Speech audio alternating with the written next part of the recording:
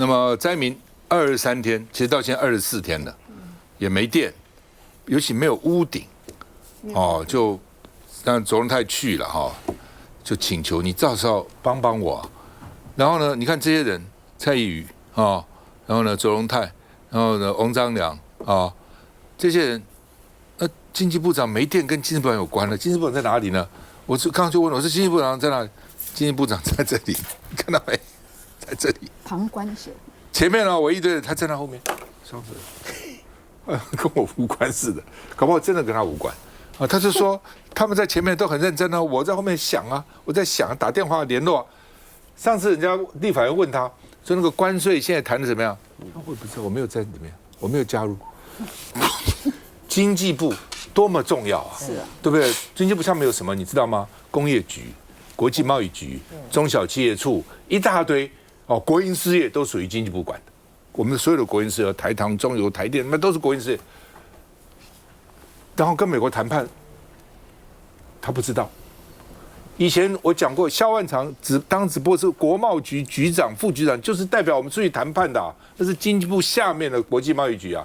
他伟大的部长好像事不关己啊，也可能他们真没有把他当成核心。我想也有可能，他大概也知道我去干嘛呢？你们要讲，你们到前面讲了，我在旁边看。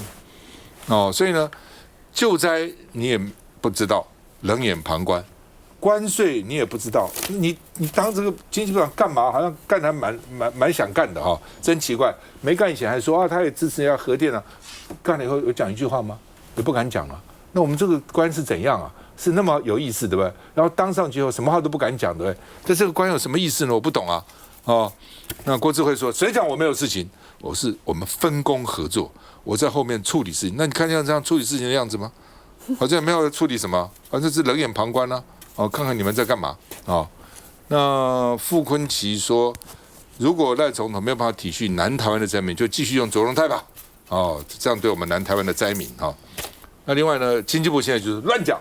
我们做得很好，举这个台南市嘉义县哦，然后呢，这个嘉义市云林县哦，以前是怎样，多久退水？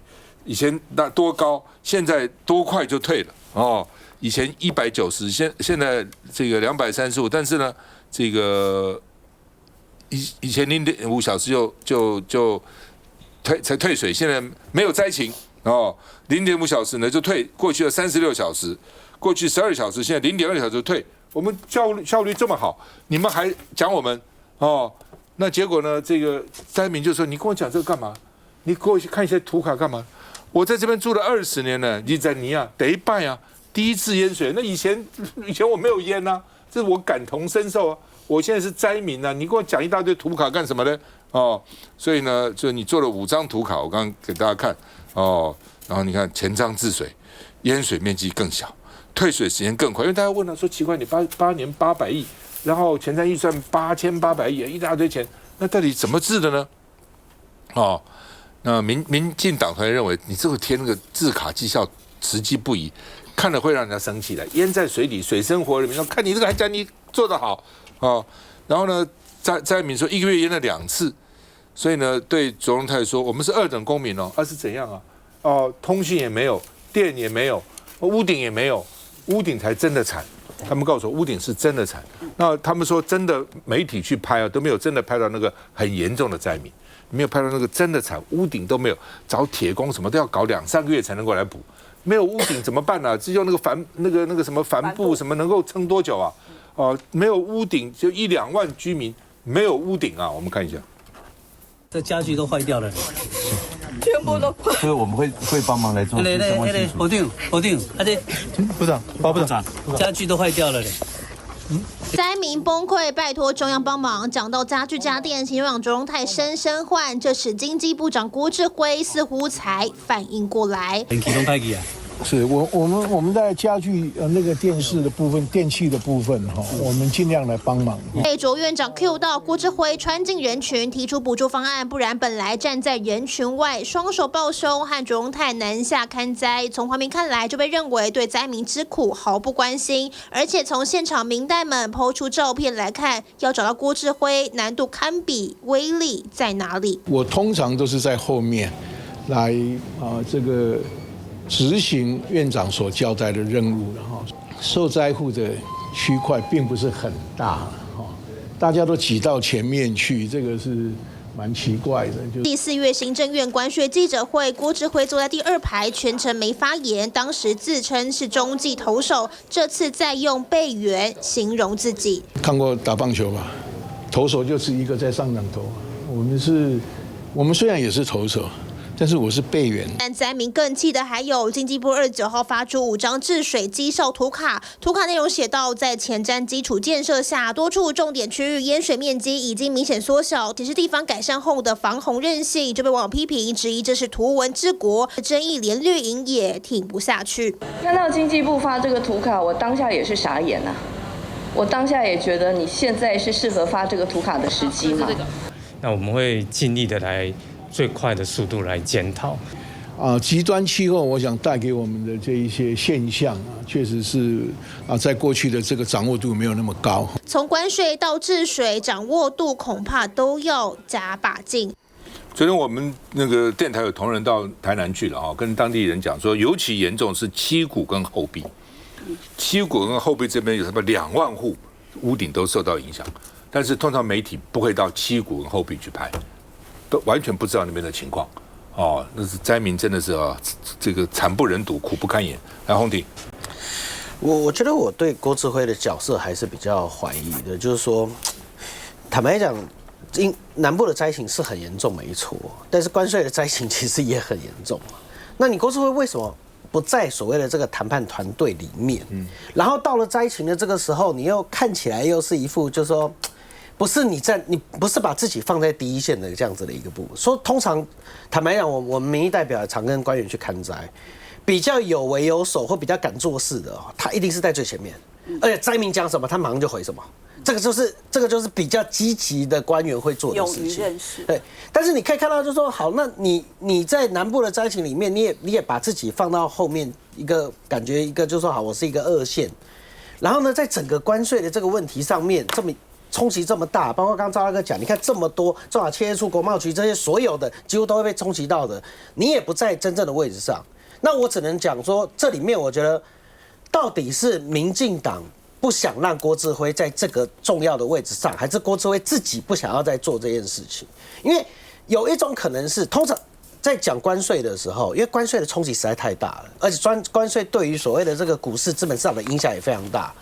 我认为，如果他不在第一线，最简单的理由是一个，因为你以前是企业出来的，你嘴巴又太大，我不能让你在这个位置上，因为马上有什么状况，风吹草动，马上就泄露出去，你朋友太多了，而且你也没有一个自己做官这个保密的这样子的一个自觉，所以民进党把它隔绝在所谓关税谈判的这样的一个部分里面。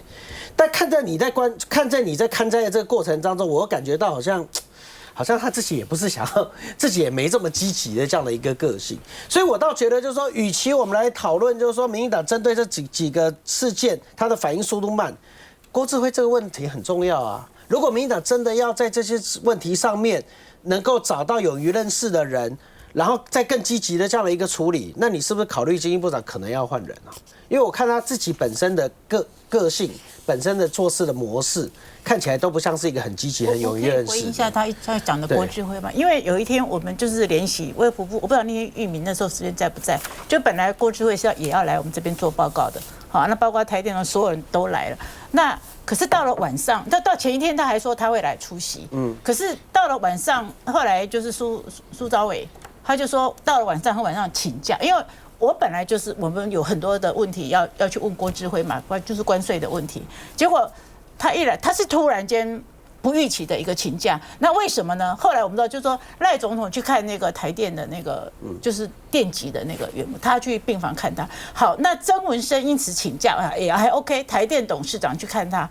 那可是郭志辉，因为我们后来问他的 staff 说他的理由是他也要去看那个不对，所以出现在总统旁边很重要。我在那边，因为我是第一个咨询嘛，我在那边明明我知道他今天就是躲掉了嘛，然后我就说，主席好，有请郭部长，然后他以为我没听懂，他说，郭部长今天请假，我说有请郭部长，然后他们就觉得大概就知道我在说有请郭部长，对，然后再来我就说你去做什么呢？你能抢救吗？什么？所以我那天才会讲出说。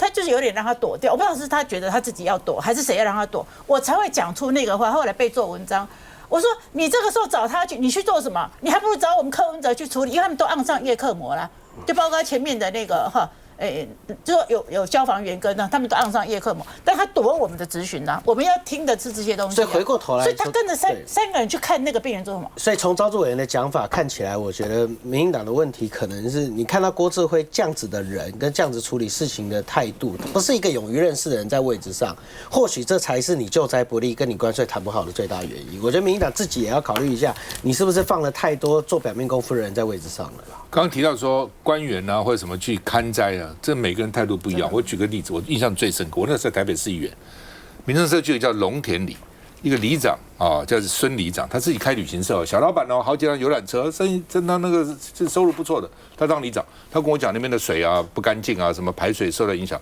我当议员帮他找政府解决以后去会勘，解决了没有？是干净了，但是还有里民不满意，说这水真的干净吗？这里长拿起杯子，舀一壶水，当场喝下去，里长都喝了。我当场看了，但是那个精神我到现在都忘不了，就是这样子。我告诉你，这叫做身先士卒。你其他里民看了，里长把这个水喝，而且里长不是没有工作，人家小老板呢，好几辆游览车的公司啊，对不对？整理好了，因为还是有人吹毛求疵，没有好，没有好，喝给你看。需要再回来。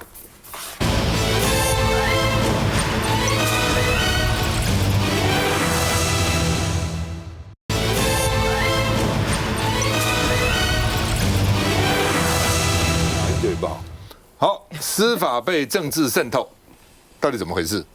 说因为林锡耀，本来传说林锡耀接秘书长的哈，那曾经当过民进党的秘书长，他这个好像质询一个人事风波哈，今天在立法院啊，黄国昌质询哈，说这臭不可闻啊，要求立法院要成立调查委员会彻查到底啊，因为很怕司法被政治渗透了。就变成说哦，在政治上表态的跟这个当权者好的才能升官，那时候大家都会来拍马屁啦，大家都知道哦，这是有效的哦。所以呢，这个黄国昌哦说，民进党秘书长凭什么瞧司法的人事哦？那之前前秘书长叫做洪耀福被黄国昌揭发瞧科学城物流卖给红色资本，现在又传出民进党秘书长这个帮这个败坏国家的体制哈，那调查局长都可以瞧吗？哦，民进党秘书长可以介入司法人事吗？那法务部长郑明宪就说部分是暗网来的，这是网络上的了哈，来源不明，真伪难辨哦。所以呢，黄国昌说基层检察官说这一定是真的，就换说基层检察官都不相信整个人事的这个升迁的制度的公平性啊，所以说这个事情啊。高检署进行刑事调查还是行政调查？你们要调查，对不对？到底有真的还假的？要调查啊。那高检署的检察官叫检察长叫张斗辉说，检方已经展开刑事调查，分成他治案侦办，但是因为侦查不公开，所以我没有办法告诉你哦。那黄国昌说，整件事情臭不可闻。王俊立是谁？哦，他是侦办前桃园市长郑文灿的检察长哦，等等等等，反正啊，这个。这是他们的对话啊，逐字稿我们就不仔细念了哈。不过基本上呢是说，王俊立透过林锡耀、蔡英文等人升官后，因为得罪赖清德，仕途受阻。好，这讲是这样讲。那真伪要调查了哈。那林锡耀说这是有伪造的，这个有截图伪造的，伪造部分的对话已经提高，所以他并没有说全部伪造，伪造部分对话哦。那他说呢，他已经提高了哦，有一部分是伪造的哦。那另外呢，这个检察官的基层说应该是真的啊，他讲说一定啊，那基层可能认为升迁可能不是那么公平，所以基层大概有怨言了哈。那这次呢，一审检察官24个这个升主任检察官哦，说办这个大罢免的、办黄旅的、办柯文哲的都升主任检察官啊。那法务部长啊。这个说呢我只是这个依以前的规定依惯例来办理。黄国昌说，因为他们决功甚伟，鹰犬当得好，跟党走更红火啊。那另外呢，这个说是不是因为大破坏就可以大升官？哦，办柯文哲、办黄旅的3个检察官全部升官。那法务部长郑明宪说，我只是依法迁选，就是他们那个检察官选了36个，他圈24个啦。哦，所以他如果只是依法哦，我就圈啦哦。那另外呢，吴宗宪也质疑说，奇怪，北检身患率特别高呢，逐年以前北检也就是一个北检有检察处，那新北也有啊，桃园有，每个地方都有啊，6都就6个哦。那为什么台北多呢？多少呢？我看这次升了24个人，台北有6个，1/4%，25%，比例算是蛮高的。哦，全台湾有那么多检察处，那么多检察官，说是不是因为比较听话呢？因为北检都办台北市这些嘛，哦，这些人嘛，那是不是都奉承上意？所以呢，容易升哦，听话嘛，因为检察一体啊，哦，检察可以讲我们检察一体啊，哦，那另外呢？说本来林俊妍上个礼拜5就要公布了，就是检察官升主任检察官，因为什么拖到大罢免后才公布？黄国昌说，时机有点怪，到底怎么回事啊？不是很怪吗？啊，那好吧，说有些人是没份的，哦，有些被见光以后就没有了，或是有些现在不是属于赖清德派系的，以前可能还红，以前有机会，现在没有了。我们看一下。我老天呐，要求成立调查委员会，这件事情一定要彻查到底，臭不可闻，太可恶了！狂批前民进党秘书长林喜耀介入司法乔人事，民主党团总召黄国昌一早火气就很大，更称扮蓝白的检察官怎么全都高升？民进党中央、民进党的秘书长败坏国家体制，什么都可以瞧啊！那因为真伪难辨嘛，那这不我们真伪难辨哦，好，没有关系。然后罗志正的照片说这个是 P 图的。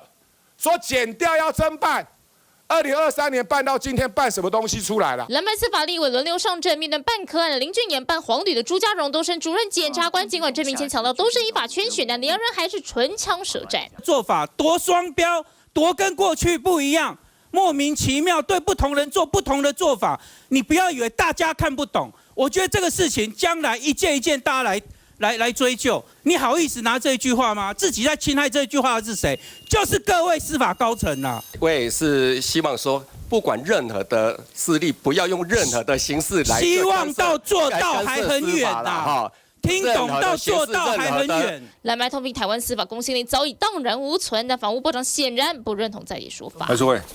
当时罗志正在选前爆出的这一些影片啊、录音档，罗志正第一时间也喊说这个是假的，哈，这个是深伪。那林喜耀现在又喊说这是假的，这是深伪。事实上有一个很简单的判断标准啊，如果我要造假一个人的，不管是照片也好、影片也好，或者是这些像文字的资料，我就造假一小段就好了，那比较容易。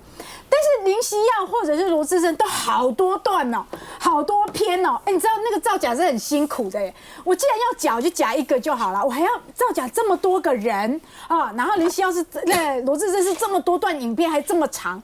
这个在造假上都是技术上都是不可能做到的啊，所以林喜耀也不敢完全否认啊。那我听到我们的法务部长在国会里面面对质询的时候，他的回答我真的觉得极端的不负责任。他说来源不明，真伪难辨啊，所以才要你司法去侦办啊，不是吗？要不然要你司法干嘛呢？司法不就是去查这种？如果在任何先进民主国家里面关说司法，而且一次关说这么多人，那都是动摇国本的事。你身为法务部长，如果你真的要查清楚，你会震怒的耶，你会震怒，然后不用立法委员说，不用国昌委员说，你就自己要去主动调查，在过去几年内是不是真的有这些关说升迁的？有为有守的法务部长应该是这样，怎么会闹上媒体，闹上立法院以后，然后他还在那边打太极拳，说：“哎呀，这个真伪难辨啊，来源不明。”一般要你司法检调干什么呢？不管是我们的法务部长，或是刚刚前面讨论的经济部长，我觉得很多人呢，像经济部长郭志辉好了，大家知道他出自于科技背景的产业哈，那内科就是最多科技产业的相关的企业，他们这些内科的人每次提到郭志辉2句话，第一句。我实在不知道为什么也在做经济部长，好，不知道他为什么可以当啦啊。第二句话就是他凭什么可以当，这是跟他同样出自于产业界对他的评价。那大家想想，这不是很可悲的一件事情吗？我们的每一个部会首长哦，对国家来说是何其重要，但现在这些部会首长，我们搞不清楚到底是螺丝松了，还是根本就是装错螺丝。这个是不一样的概念，螺丝松了，赖清德、卓荣泰去把它锁紧就好。可可是装错螺丝，现在整个台湾的这个行政机器就会运作的乱七八糟的。哪有说司法人关说司法这件事到现在，我们没有看到法务部长震怒，我们没有看到专案调查，还用他治案去处理，来路不明，连之前这个网友做个检察官跟法官的梗图把照片放上去，几个小时之内人就抓到了耶，到现在还在羁押，大家可以想象吗？做一张图到现在还在羁押当中，然后如果有造假这种关说人事的，那这种人，法务部长，你不赶快把他找出来、抓出来吗？赶快羁押，看背后是不是有组织犯罪。梁君，我想在这个今天我看立法院的这个质询了哈，那当然就是说，如果真的有这样的状况，反正我觉得就是去调查。那法务部长也讲说，接下来会再进一步去调查嘛。那到底这里面到底哪些是真，哪些是假？因为其实黄国昌委员之前质询的时候也用示范带，然后法务部长也吓一跳，搞不清楚到底是真是假。但没关系，反正如果大家对这些部分有质疑，那我想法务部包含说去调查这些真伪，以及说到底有没有这样子的状况，有没有关说的状况，这当然是大家所不能忍受的哈。那我讲一下哈，就是说从这个大家一直讲说，到底是不是办这些不管是科案啊，或者是办国民党的这些联署的，然后就好像是升官。那因为这个其实也都是依据相关的内规，然后再来法务部长也去圈选。那所以在这个整个制度上面，大家如果想要去检讨整个制度面，然后让制度面变得比较完善，那我觉得这个也是一个可以去思考的方向。那用这样子政治的方式来去臆测，那我觉得这其实也是对整个检调体系的一个打击啦。所以我觉得怎么样的在立法院里面大家有这样的讨论，希望好的检察官可以真正好的检察官可以晋升，这当然好啊。那整个晋升的制度跟这整个内容跟体制，我觉得这是可以进一步去讨论，会比较有建设性。来，赵志伟讲一下林俊言哈，我今天特别也质询那个林俊言的部分哈，他就被圈选了嘛哈，圈定就是升任主任检察官哈。那我就请教那个郑部长哈，你就说在这30几个当中你也圈选了他，那你一定有觉得他有什么优点嘛？你可以告诉我你觉得他的优点在哪里？然后他就开始扯就是他的经历，我说我要他的，你为什么你圈选他？结果他讲了，你们后来可以，我助理说要帮我剪到那个录音，就是学问渊博，精通日文，然后办了什么，就他就用这样子跟我答哈。我说好，那我明白了，就是说对于一个这样的检察官，这个检察官的时候哈，他在这个讯问的时候，他恐吓被告说，给我试试看。好，他讲出这样的话，然后他不是跑到医院吗？跑到很多地方吗？他没有依法去录音录影侦讯的时候，我说原来这样的一个检察官在你心目中是满满的优点。好，那今天我也提到那个林俊丽的部分。好啊，他讲说那个真伪难辨，他又在讲那个对话。王俊丽那个，因为我说对于这样子基层检察官都知道，媒体也都知道啊，原来只有法务部长不知道吗？好，那我说你有没有信心？他们说，因为听说后来法务部也把资料交到网上嘛，到高等检察署。那我说你有信心办吗？好，因为这个林俊他基本上他原来从那里出身我说他都是同事都是他的同事。那你觉得他敢办自己的吗？会办自己的吗？肯办吗？他就他就一直就是那个态度啊。所以司法为什么每次做民调，大家对司法都不信任都是这样子就是说。我相信有不少司法，这个现在大学法律系也不好考，法律系毕业要考上司法官也很不容易。那好不容易考上总是要爱惜羽毛嘛，那也不要为了少数就想升官的啦，少数这个自己意识形态的啦、政治立场的这些司法人员，把整个司法界的形象搞不好，这很可惜。而且司法常常就是社会正义的最后一道防线了。那我们真的有变成社会正义的最后防线吗？需要再回来。